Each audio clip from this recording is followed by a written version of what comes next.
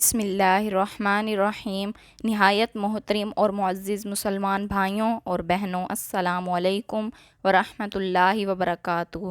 حدیث نبوی صلی اللہ علیہ وآلہ وسلم کے مطابق 10 سال کی عمر میں نماز فرض ہو جاتی ہے۔ حضرت عمر بن شعیب اپنے دادا سے روایت کرتے ہیں کہ حضور نبی اکرم صلی اللہ علیہ وآلہ وسلم نے فرمایا، جب تمہارے بچے 7 سال کے ہو جائیں تو انہیں نماز قائم کرنے کا حکم دو، اور جب 10 سال کے ہو جائیں تو انہیں تاکید نماز پڑھاؤ، اور سونے کے لیے ان کے بستر علیحدہ کر دو۔ باری وائس سنن ابو داؤد۔ 10 سال کی عمر سے لے کر ہر مرد و عورت پر نماز دن میں 5 بار فرض ہے، لیکن اس ویڈیو میں بتایا جائے گا کہ وہ کون سے 3 حالات ہیں کہ جن میں نماز پڑھنا منع فرمایا گیا ہے۔ نمبر 1، جس وقت پیشاب یا پخانے کی حاجت شدید ہو تو ایسے وقت میں نماز پڑھنا مکروہ تحریمی ہے۔ اس طرح اگر نماز کے درمیان پیشاب یا پخانہ زور کرے تو نماز توڑ کر فراغت کر کے پھر نماز پڑھنا چاہیے، اور اگر اس حالت میں نماز پڑھ لی تو نماز کراہت کے ساتھ ہو جائے گی اور گنہگار ہوگا۔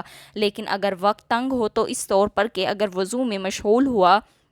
تو نماز کا وقت ختم ہو جائے گا تو پہلے نماز پڑھ لے، اس لیے کہ نماز قضا کرنے کا گناہ سخت ہے بنسبت کراہت کے ساتھ۔ نماز پڑھنے کے عمومی صورت میں کیونکہ وقت تنگ ہونے کا عذر نہیں ہے، اس لیے پہلے پیشاب، پخانہ، استنجا وغیرہ سے فارغ ہو کر وضو کرے، پھر نماز پڑھے۔ جب پیشاب یا پخانہ کی حاجت شدید ہو تو ایسی حالت میں نماز ادا کرنے کی ممانعت احادیث سے ثابت ہے۔ چند ایک احادیث یہاں بیان کی جا رہی ہیں۔ حضرت ہشام بن عروہ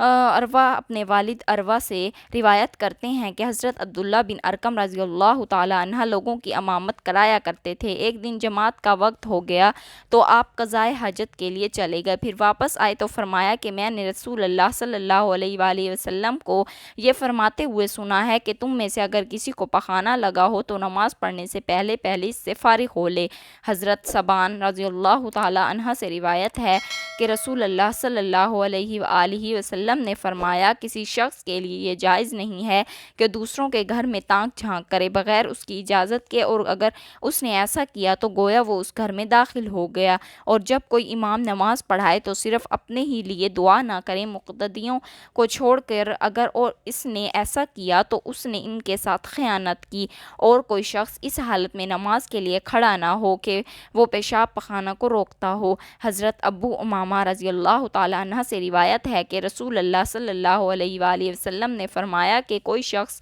اس حالت میں نماز نہ پڑھے کہ وہ پیشاب پخانہ کو روکتا ہو۔ حضرت عبداللہ بن ارقم رضی اللہ تعالی عنہ بیان کرتے ہیں کہ نبی صلی اللہ علیہ وآلہ وسلم نے فرمایا، جب نماز کا وقت ہو اور تم میں سے کسی کو پخانہ پیشاب کی حاجت ہو تو وہ پہلے رفع حاجت کر لے۔ نمبر 2، سخت بھوک کی حالت میں نماز پڑھنا۔ اگر جماعت تیار ہو اور بھوک بھی شدت کی نہ ہو تو ایسی صورت میں پہلے کھانا کھانا جائز نہیں ہے، لیکن اگر صورتحال ایسی ہو کہ نماز کا وقت ہو اور بھوک کی شدت کی لگی ہو اور انسان کو پتہ ہو کہ وہ کھانا کھائے بغیر نماز میں خشوع و خضوع برقرار نہیں رکھ سکتا تو ایسی صورت میں پہلے کھانا کھائیں گے اور پھر نماز ادا کریں گے۔ اور اگر آپ اکیلے نماز پڑھ رہے تھے یا آپ نے خود ہی نماز کروانی تھی تو نماز سے پہلے کھانا کھانے میں کوئی حرج نہیں ہے، لیکن اگر جماعت کے ساتھ نماز ادا کرنی تھی جبکہ بھوک بھی معمولی تھی تو پھر ایسا کرنا ناجائز ہے۔ فقی ابو نصیب رحمۃ اللہ علیہ فرماتے ہیں کہ جب آدمی کے سامنے کھانا رکھا جائے اور نماز کے لیے اقامت کہی جا چکی ہو تو کھانے سے فراغت حاصل کرنے میں کچھ حرج نہیں، پھر نماز پڑھ لے جبکہ نماز قضا ہو جانے کا خوف نہ ہو، اس لیے کہ اگر کھانا چھوڑ کر نماز کے لیے اٹھ کھڑے ہوئے تو پھر تمہارا دل نماز کی بجائے کھانے میں مشغول رہے گا، لہٰذا بہتر یہ ہے کہ پہلے کھانا کھا لیں اور بعد میں نماز پڑھ لیں تاکہ نماز میں پوری توجہ حاصل ہو۔ حضرت ناصر رضی اللہ تعالی عنہ سے روایت ہے کہ نبی صلی اللہ علیہ وآلہ وسلم نے فرمایا، جب تم میں سے کوئی کھانا کھائے تو ہرگز جلدی نہ کرے یہاں تک کہ اس سے فارغ نہ ہو لے، اگرچہ نماز کے لیے اقامت کہی جائے۔ حضرت عائشہ رضی اللہ تعالی عنہ، عبداللہ بن عمر اور انس بن مالک رضی اللہ عنہ سے روایت ہے کہ رسول اللہ صلی اللہ علیہ وآلہ وسلم نے فرمایا، جب نماز کھڑی ہو جائے اور رات کا کھانا بھی سامنے آ جائے تو رات کے کھانے میں پہل کرو۔ جب نماز کھڑی ہو جائے اور کھانے پینے کی اشیاء سامنے موجود ہوں تو مناسب یہ ہے کہ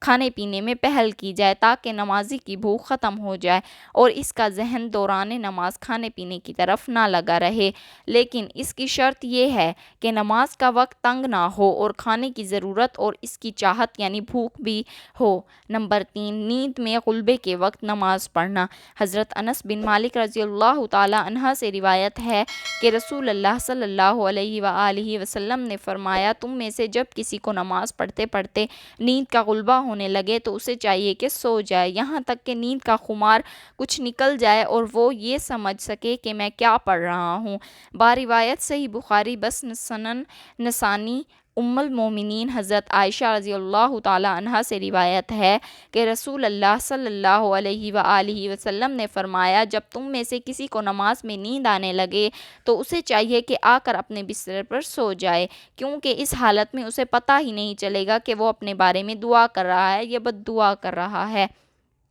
شارحین حدیث نے اس حدیث کو صلاۃ اللیل پر محمول کیا ہے، چونکہ رات کے وقت نیند کا غلبہ ہوتا ہے، اس لیے صلاۃ اللیل کی ادائیگی کے لیے اس بات کا خیال رکھنا ضروری ہے کہ نیند کا خمار بالکل زائل ہو جائے اور اس کے بعد نماز ادا کی جائے، جبکہ بعض حضرات اس حدیث کو عام قرار دیتے ہیں اور یہ حدیث فرض اور نفل سب کے بارے میں ہے۔ اس صورت میں یہ وضاحت ضروری ہے کہ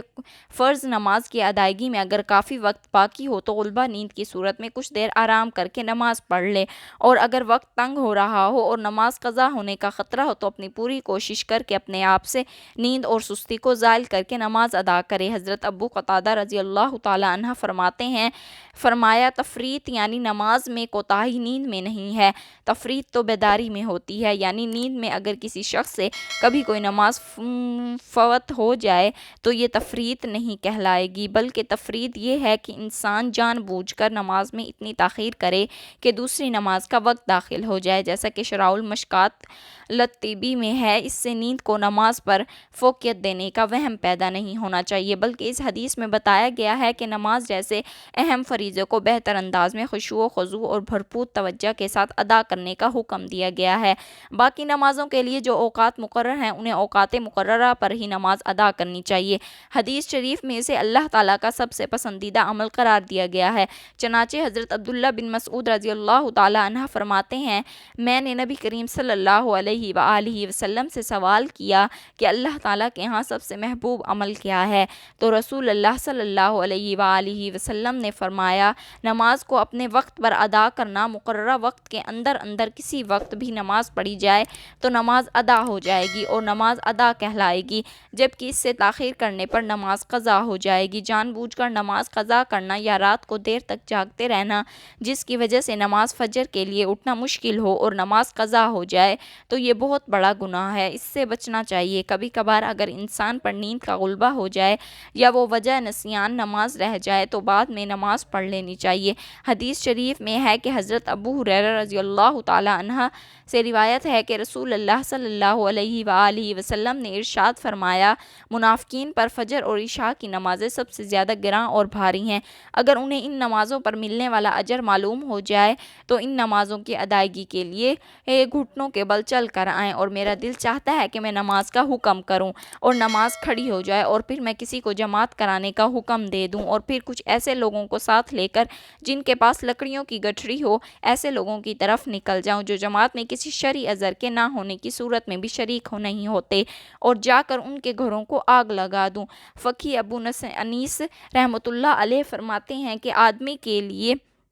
اونگتے ہوئے نماز پڑھنا مکروہ ہے، ہاں اگر پڑھ لے تو جائز ہے، جبکہ نماز کے تمام افعال اور قرات پورے ادا کر سکے۔ محترم ناظرین، اس ویڈیو میں بتائی گئی تمام باتوں میں اس بات کی تاکید ہے کہ یہ شریعت کامل ہے اور آسانی اور کشادگی کے ساتھ انسانی جان کے حقوق کا خیال رکھتی ہے۔ اللہ عز و جل سے دعا ہے کہ ہمیں نیکی کی باتوں کو سننے اور ان پر عمل کرنے کی طاقتوں سے توفیق عطا فرمائے اور دین کو صحیح طریقے سے سمجھنے کی توفیق عطا فرمائے۔ فرمائے آمین یا رب العالمین۔ گزارش ہے کہ ایک مرتبہ درود شریف پڑھ کر نیچے کومنٹ باکس میں ڈن لکھ دیں۔ ناظرین کرام گزارش ہے کہ اگر میری آج کی یہ معلوماتی ویڈیو آپ کو پسند آ جائے تو براہ کرم اس ویڈیو کو لائک اور شیئر کر دیجئے اور میرے اسلامی و اصلاحی چینل کو سبسکرائب کر لیجئے۔ جزاک اللہ خیر کثیر اللہ، ہم سب کا حامی و ناصر ہو۔